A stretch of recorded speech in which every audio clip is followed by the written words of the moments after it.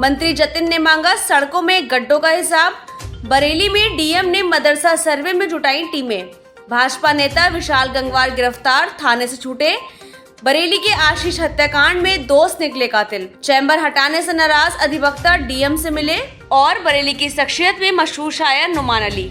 नमस्कार, मैं कशिश भदौरिया और आप देख रहे हैं यूपी न्यूज टुडे नेटवर्क। आइए नजर डालते हैं बरेली की कुछ खास खबरों पर। राज्य में सड़कों को गड्ढा मुक्त कराने के लिए पीडब्ल्यूडी मंत्री जतिन प्रसाद ने जिलों से प्रस्ताव बनाकर भेजने को कहा है। सीएम योगी ने प्रदेश की सड़कों को गड्ढा मुक्त कराने के निर्देश पहले ही दे रखे हैं। ऐसे में अब पीडब्ल्यूडी मंत्री जतिन प्रसाद ने रोहिलखंड की सड़कों की हालत सुधारने के निर्देश दिए हैं। मंत्री जतिन प्रसाद ने वीडियो कॉन्फ्रेंस के दौरान बरेली मंडल के चीफ इंजीनियर को ये निर्देश दिए। उन्होंने कहा कि खराब सड़कों का सर्वे कराने के बाद प्राथमिकता के आधार पर अधिकारी सड़कों का निर्माण कराना शुरू करें। मंत्री के निर्देशों के बाद मुख्य अभियंता एमएम निसार ने मंडल के सभी अधिशासी अभियंताओं को मंत्री की मंशा से अवगत कराते हुए पत्र भेज दिया है।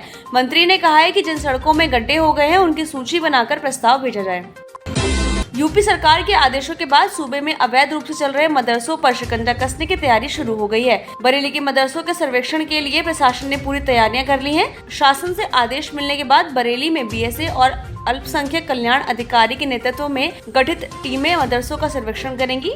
डीएम शिवकांत द्विवेदी के अनुसार बरेली में जो मदरसे रजिस्टर्ड नहीं है उनका भी सर्वे कराया जा रहा है। शासन के आदेशानुसार बीएसए उप जिलाधिकारी अल्पसंख्यक कल्याण अधिकारी इनकी ज्वाइंट टीम बनाई गई है। जो गैर मान्यता प्राप्त मदरसे हैं उनका सर्वेक्षण कराया जा रहा है और ये देखा जा रहा है कि उनका संचालन किस भूमि पर किया जा रहा है, भूमि का उनका स्वामित्व है या नहीं है, और कितने विद्यार्थी वहाँ पढ़ रहे हैं, बच्चे पढ़ रहे हैं, पठन पाठन उनके यहाँ हो भी रहा है या नहीं हो रहा है, और उनके संसाधन क्या है जिससे वो संचालित हो रहे हैं। एक फॉर्मेट पर सूचना उस पर कलेक्ट की जाएगी, क्योंकि वो रजिस्टर्ड नहीं है, अनरजिस्टर्ड है, इसीलिए उनका सर्वे कराया जा रहा है।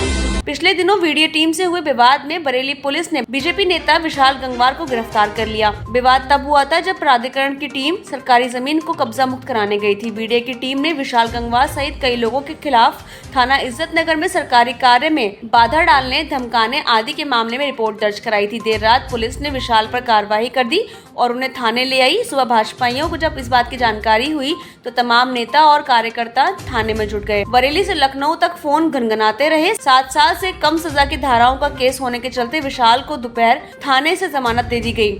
यहाँ बता दें कि विशाल गंगवार नवाबगंज के भाजपा विधायक केसर सिंह गंगवार के पुत्र हैं। विधायक केसर सिंह गंगवार का कोरोना संक्रमण के चलते निधन हो गया था।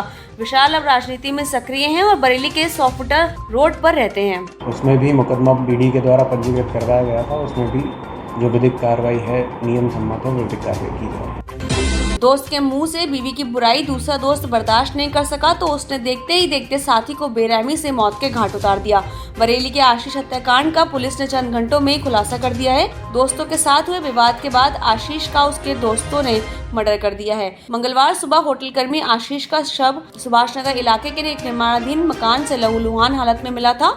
बातों ही बातों में शराब के पैक छलकते छलकते आशीष के मुंह से शिवम की बीवी की बुराई में शब्द निकलने लगे, जिसे शिवम बर्दाश्त नहीं कर पाया। गुस्से में उसने आशीष का सिर ईंट से कुचलकर बेरहमी से हत्या कर दी। थाना क्षेत्र सुभाष नगर में मॉर्निंग में हमें एक सूचना मिली कि एक अज्ञात शव जो एक अंडर कंस्ट्रक्शन बिल्डिंग के सेप्टिक टैंक में पड़ा है। स्थानीय पुलिस द्वारा मौके पर जाके जाँच की गई तो उस व्यक्ति की शिनाख्त मृतक आशीष के रूप में हुई, जो कि वीर भट्टी थाना सुभाष नगर क्षेत्र का निवासी।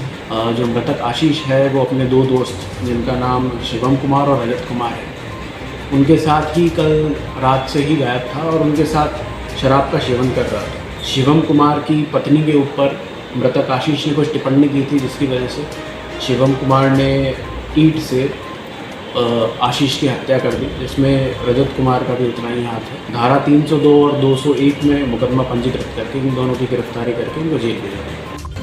बरेली डीएम ऑफिस के बाहर वकील के चैम्बर हटाने से भड़के वकीलों ने डीएम को ज्ञापन सौंपकर नगर निगम की कार्रवाई से असंतुष्टि जताई है। 2 दिन पूर्व अतिक्रमण हटाओ अभियान के दौरान नगर निगम ने डीएम ऑफिस के बाहर एडवोकेट प्रेरणा का चैम्बर हटा दिया था, जिसको लेकर वकील आक्रोशित हो गए थे। नगर निगम की टीम से इस दौरान वकीलों की तीखी झड़प भी हुई थी, लेकिन फिर भी वकीलों के विरोध के बीच ही नगर निगम ने वकील का चैम्बर उखाड़ दिया था। गुस्साए वकीलों ने अब शिवकांत द्विवेदी को ज्ञापन सौंपकर नगर निगम की कार्यवाही को गलत बताया है। आज मंगलवार को बरेली बार एसोसिएशन के पदाधिकारी सामूहिक रूप से डीएम से मिले और वकील का चैम्बर दोबारा स्थापित कराने की मांग की है।